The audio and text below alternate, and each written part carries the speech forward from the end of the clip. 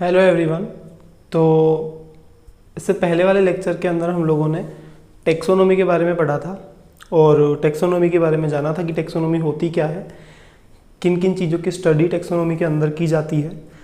आज के इस लेक्चर के अंदर हम लोग टेक्सोनोमी की हिस्ट्री के बारे में पढ़ने वाले हैं कि टेक्सोनोमी जो है वो कहाँ से आई, कौन से वो साइंटिस्ट रहे जिनका इसमें अहम योगदान रहा। पादप वर्गीकरण में, प्लांट टेक्सोनोमी में कौन से साइंटिस्ट का योगदान रहा, उसके बारे में हम लोग आज के लेक्चर में बात करेंगे। तो सबसे पहले अगर हम बात करते हैं तो पहले जो साइंटिस्ट थे वो थे अरस्तु, एरिस्टोटले। तो जो एरिस्टोटले थे, उन एरिस्टोटले को आप लोगों को तो पता भी है और सभी लोग जानते हैं एरिस्टोटले के बारे में। तो उन्हें फादर ऑफ बायोलॉजी और फादर ऑफ जूलॉजी कहा जाता है। तो सबसे पहली बार जो एरिस्टोटले थे, उन्होंने जो प्लांट किंगडम था, उस प्लांट किंगडम को on the basis of simple morphology, simple morphology किसे बोलेंगे हम, ग्रोथ हैबिट को बोलेंगे। जिससे सिंपल मॉर्फोलॉजी मीन्स कि हमने जो उसका आउटर कैरेक्टर है, जो उसकी एक्सटर्नल स्ट्रक्चर है, उसके बेस पे किसी चीज को डिवाइड कर देना। तो इन्होंने वही किया, जो उसकी एक्सटर्नल स्ट्रक्चर थी, तो वहाँ पे उन्हें ग्रोथ हैबिट को उन्होंने आधार लिया, बेस लिया, और उस ग्रोथ हैबिट के बेस पे प्लांट किंगडम को 3 पार्ट्स के अंदर डिवाइड कर दिया। पहला पार्ट जो उन्होंने बताया वो बताया हर्ब्स, दूसरा पार्ट उन्होंने श्रब बताया, और तीसरा उन्होंने बताया ट्री। हर्ब्स जो होता है हिंदी में इसको शाक बोलते हैं, श्रब जो होता है हिंदी में छूप इसको बोलते हैं या झाड़ियाँ एक तरह से आप कह सकते हैं, और ट्री जो होता है इसे वृक्ष कहा जाता है, वृक्ष बोल दो या फिर आप पेड़ से कह दो। तो 3 पार्ट के अंदर जो एरिस्टोटले थे इन्होंने इसे डिवाइड किया। फिर इसके बाद में एरिस्टोटले के शिष्य हुए, काफ़ी प्रिय शिष्य वो थे एरिस्टोटले के, और उनका नाम था थियोफ्रेस्टस। जो थियोफ्रेस्टस थे, उन थियोफ्रेस्टस को फादर ऑफ बॉटनी कहा जाता है, और फादर ऑफ बॉटनी के साथ ही उन्हें father of ancient plant taxonomy कहा जाता है। एंशिएंट का मीन्स होता है ओल्ड। तो जो एंशिएंट प्लांट टेक्सोनोमी के फादर थे वो भी थियोफ्रेस्टस ही थे। तो थियोफ्रेस्टस और एरिस्टोटले दोनों जो थे ये ग्रीक पॉलिटिकल फिलोसोफर्स थे, ग्रीक पॉलिटिकल फिलोसोफर्स थे, ठीक है। और अब जो थियोफ्रेस्टस थे, इन्होंने 3 पुस्तकें जो है वो लिखी थी, और उन पुस्तकों के अंदर एक पुस्तक के अंदर प्लांट के नोमेनक्लेचर और उनके डिटेल के बारे में बहुत सारी चीज़ें लिखी हुई है। तो जो 3 पुस्तकें थी थियोफ्रेस्टस की, उसमें से पहली पुस्तक जो थी वो थी हिस्टोरिया प्लांटेरम, और ये जो पुस्तक है हिस्टोरिया प्लांटेरम, इसी पुस्तक के अंदर उन्होंने 480 प्लांट्स का नोमेनक्लेचर और उनकी डिटेल के बारे में बताया। 480 जो पादप थे उनका नामकरण और उनका विवरण जो है थियोफ्रेस्टस ने अपनी पुस्तक हिस्टोरिया प्लांटेरम के अंदर दिया। दूसरी जो इनकी पुस्तक थी वो थी कॉजेज ऑफ प्लांट, और तीसरी जो इनकी पुस्तक थी वो थी इंक्वायरी इनटू प्लांट्स। ये 3 पुस्तक थियोफ्रेस्टस ने लिखी थी। फिर आगे हम बात करते हैं थियोफ्रेस्टस के क्लासिफिकेशन की। थियोफ्रेस्टस ने भी क्या किया, थियोफ्रेस्टस ने भी ग्रोथ हैबिट के आधार पर, on the basis of growth habit, उन्होंने प्लांट्स को 4 पार्ट्स के अंदर डिवाइड किया। एक नया पार्ट वहां पे आ गया, एक नया टाइप वहां पे आ गया, वो नया टाइप था अंडर श्रब्स।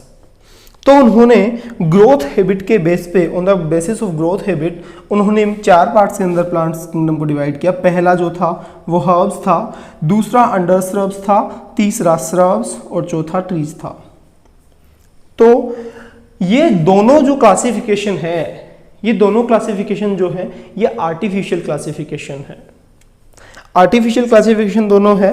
और थियोफ्रेस्टस की जब हम बात करेंगे तो थियोफ्रेस्टस ने सबसे पहली बार कुछ टर्म्स यूज लिए। हम लोग जो टर्म्स पढ़ते हैं ना, एनुअल, एक वर्षीय, बाइएनियल, द्विवर्षीय, या पेरेनियल, बहुवर्षीय। प्लांट्स के केस में हम जो ये टर्म पढ़ते हैं या इन प्लांट्स की हम बात करते हैं, तो थियोफ्रेस्टस ने सबसे पहली बार इन टर्म्स का भी यूज किया, इन टर्म्स को भी उन्होंने काम में लिया था। ये हमारे थियोफ्रेस्टस थे। इसके बाद में केरोलस लीनियस आए। केरोलस लीनियस जो है, इन्हें फादर ऑफ टेक्सोनोमी कहा जाता है। अगर हम बात करेंगे प्लांट टेक्सोनोमी की, तो भी इन्हें ही कहा जाएगा father of plant taxonomy and also animal taxonomy. तो टेक्सोनोमी के फादर ये थे, और जो केरोलस लीनियस थे, इन्होंने 2 किंगडम क्लासिफिकेशन दिया था। जो वर्ल्ड था और लिविंग, उसको इन्होंने 2 पार्ट के अंदर डिवाइड किया, 2 किंगडम के अंदर डिवाइड किया। पहला जो किंगडम था वो था प्लांटी, और दूसरा जो किंगडम था वो था एनिमलिया। तो इन्होंने सारे लिविंग वर्ल्ड को 2 किंगडम के अंदर डिवाइड कर दिया था, और इन्हें जो है फादर ऑफ टेक्सोनोमी कहा जाता है। इसके बाद में इन्होंने डिवाइड तो कर दिया, 2 किंगडम के अंदर सारे लिविंग वर्ल्ड को इन्होंने डिवाइड कर दिया, पर इनके जो क्लासिफिकेशन था, 2 किंगडम क्लासिफिकेशन जो इन्होंने दिया था, उसकी कुछ कमियां रही, कुछ उसके डीमेरिट्स रहे। वो क्या डीमेरिट्स थे?